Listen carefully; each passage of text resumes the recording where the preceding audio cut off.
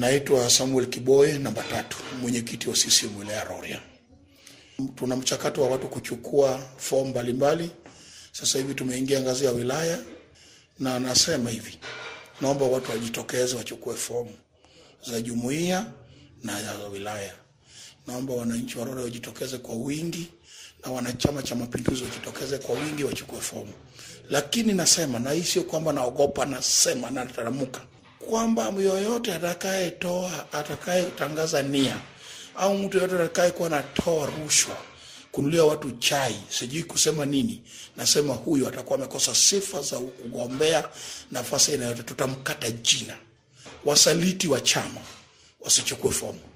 Waliosaliti chama kwenye uchaguzi 2015 hata mmoja jina lake asichukue fomu.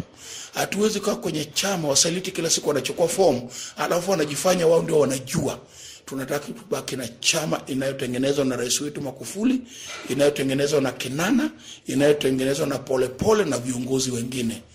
Mnakaribishwa wote mje mchukue fomu za Chama cha Mapinduzi, wenyekiti, uenezi, wajumbe wa mkutano mkuu wa taifa, wajumbe wa mkutano mkuu wa mkoa, wajumbe wa halmashauri ya wilaya na jumuiya zake ni hivyo hivyo. Kwa hiyo nawaombea mchukue fomu kwa amani, mjaze vizuri, kila mmoja jitokeze kutafuta nafasi anayohitaji. Sio mwenyekiti wa hivi. Mimi ni mwenyekiti mwenye msimamo. Na mimi siumbishwi na mtu yote. Uchaguzi wangu wa matawi umekwenda vizuri, uchaguzi zangu za mashine umekwenda vizuri. Nilisema wasaliti ni marufuku kuwarudisha, na sikurudisha msaliti hata mmoja. Na hata kwenye mchakato wa kata hakuna msaliti atakayerudi. Hatuwezi kukaa watu wanachafua. Na nimeongeza tena, si wasaliti tu. Hii naisema hata kama Chama cha Mapinduzi watu nimesema vibaya, naisema sitarudisha jina la mtu yeyote wa Chama cha Mapinduzi anayepinga serikali ya Magufuli.